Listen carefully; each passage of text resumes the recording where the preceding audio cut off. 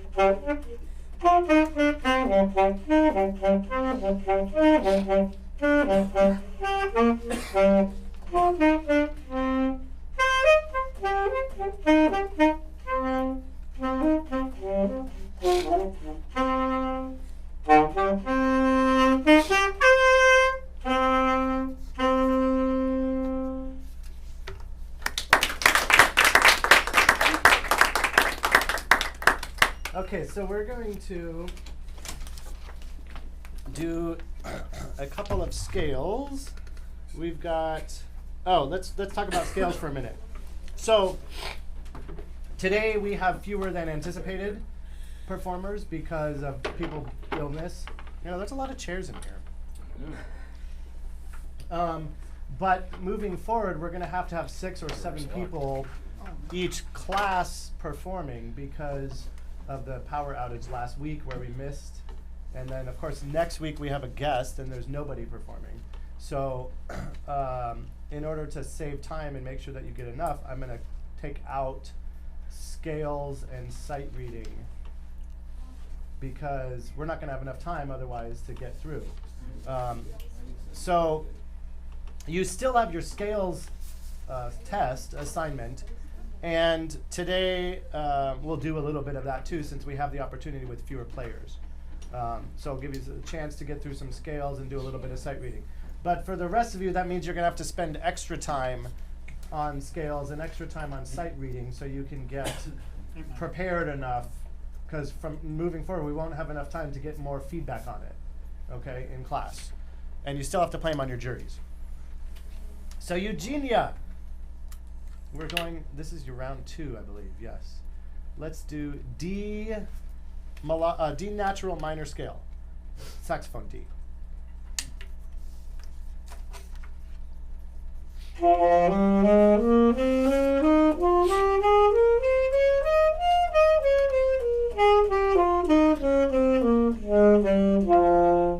Yes, and let's do B flat major, starting on low B flat.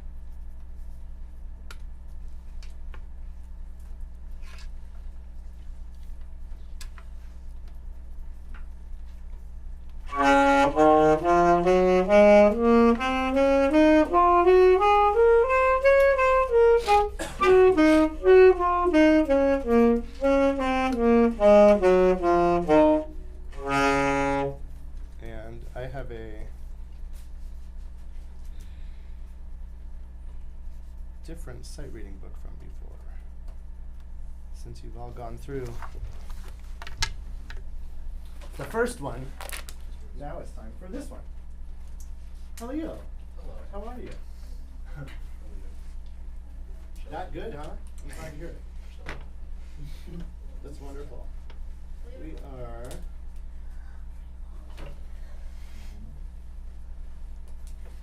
on number 20. So we'll do with repeat. Yeah, we'll do the whole thing with repeat. And about 1 and 2 and 3. Works out.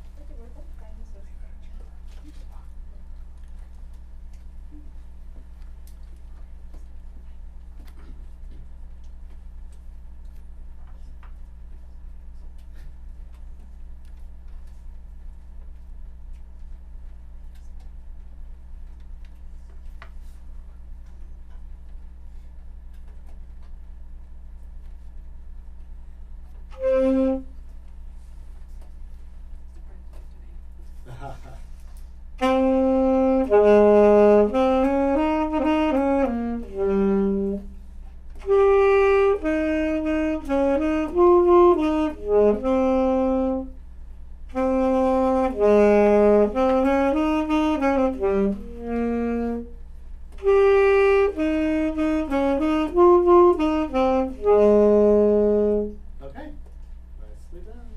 Let's talk about your piece. So first of all, what did you think went well during your performance?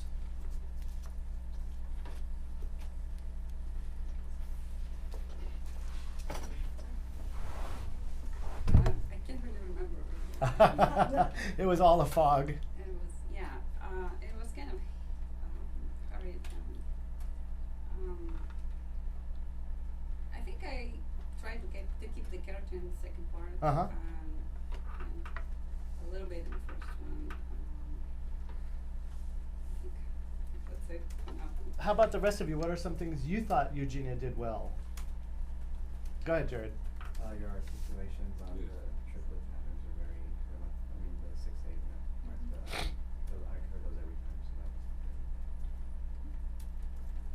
I specifically liked on the triplet patterns where you have, the last 5 notes of the triplet leading into another downbeat. I could really hear how you phrase that. I thought that was good. What exactly?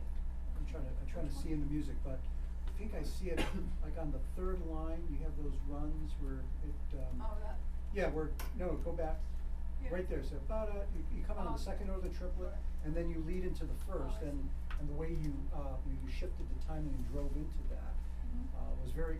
I thought it was very, very convincing. I like the way you did that. Just to clarify, everyone, these are not triplets. They are? No, because we're in 6/8. Oh, my apologies. Yeah, it's not. You're not. Jared said it too. So they are 3-note groupings, but in this case, they're just 1/8 notes. Okay. But they are equivalent to a triplet, 3 equal divisions of a beat. Yeah, but what else did you think Eugenia did well? Anyone? Go ahead, Owen. I thought your fingers were really even on the 8th notes, and I liked your sense of phrasing too. And let's talk about phrasing for a minute. You mentioned character, which often goes together with phrasing. Owen just mentioned he liked the way that you phrased it. How did you interpret your phrases on this? What were you thinking about? I drew a picture Uh-huh. in my mind. So it's like somebody walking around in the nice weather, talking to people around him, and like smiling and saying hi and so on. I like that. Yeah. Very And- pleasant. Mhm. Yes. Okay, so can you play for me what you consider the first phrase?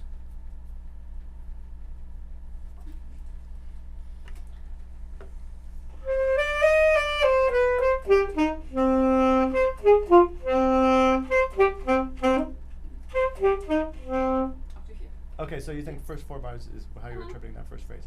'Cause Play- you break it a little. Sure, sure, I more, like but, that, yeah. That works. So play the first note A and hold it for the value, the same length of time as those first 4 measures. So you just sustain that one note. Ready, and.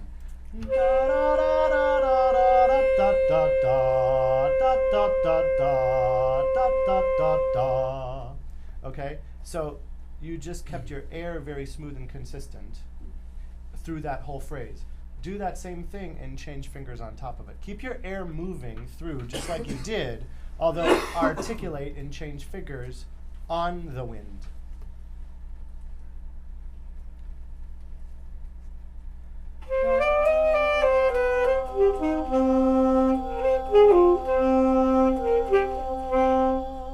So I was just singing the first note. We switched roles there, right? I sang the sustain. Mm-hmm. I feel sometimes what I was hearing was shorter, even though you were conceiving it in 4-measure phrases, I don't think your air was executing it that way. I think you were executing your air in shorter, more choppy phrases. And I feel like if you focus a little bit more on the air and the phrasing, it's also going to help tone and intonation. It's going to make dynamics have more contrast. It's also going to help with your articulation to be more fluid. So all of those things can be improved if you focus a little bit more on what you're doing with your air. So that time I heard a little bit of this.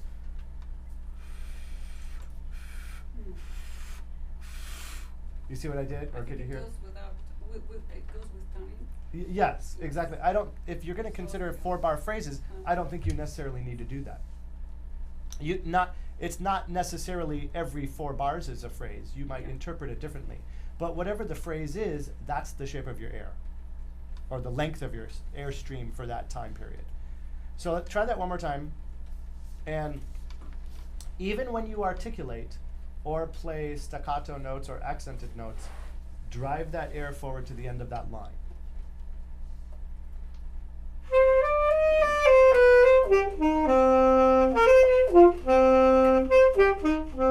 Yes, and then as you're slurring on like that first measure, there's a little bit of air pulsing. Did you notice?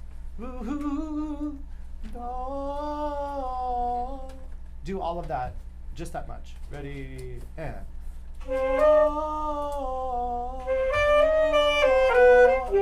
Yeah, just to the downbeat of measure 2. Did you notice the air is kind of pulsing a little bit? Try to do it with all one steady stream of air.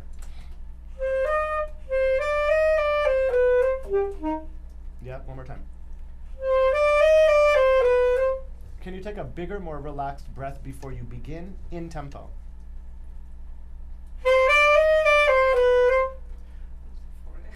It's okay. That's okay. We're experimenting in the sandbox right now.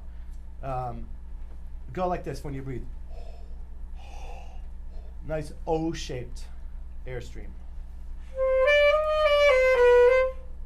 I kind of feel like you're just starting. What? You're just starting to play.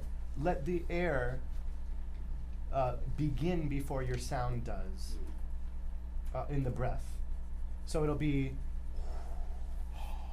da da da da da da da da da da da da, and then you can breathe if you need to right after that spot.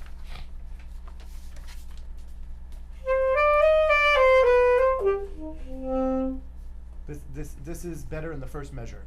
I think that's the thing to focus on a little bit more, is how you're controlling your air. Because what happens is, I personally felt like some of the issues were a little bit of articulation, technical, or dynamics. You were trying to execute them, but I could tell they didn't always come out the way you wanted them to.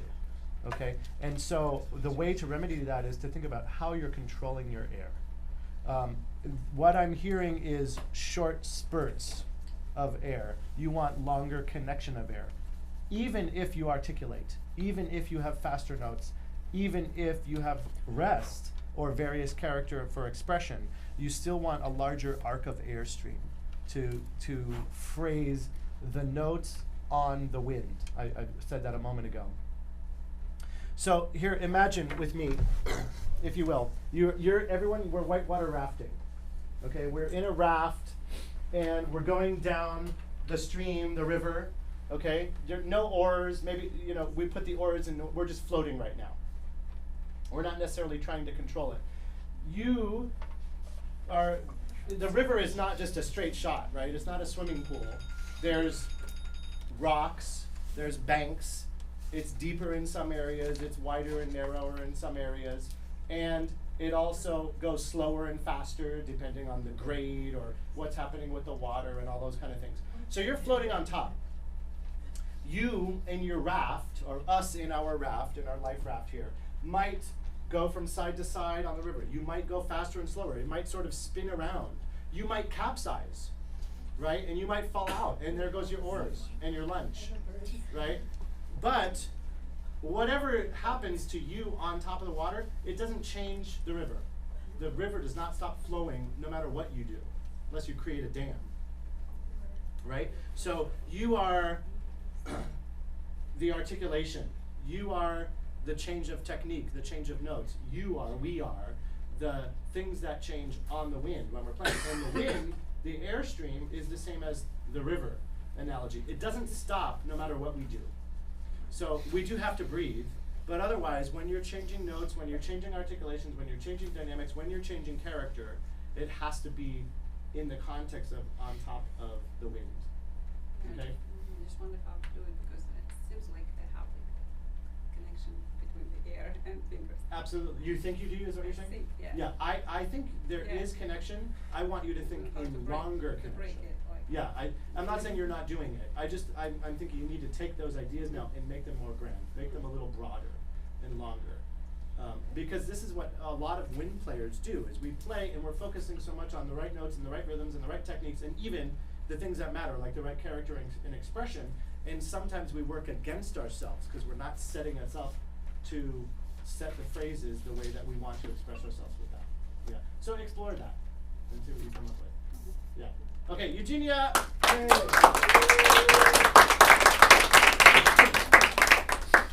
And who's our next victim?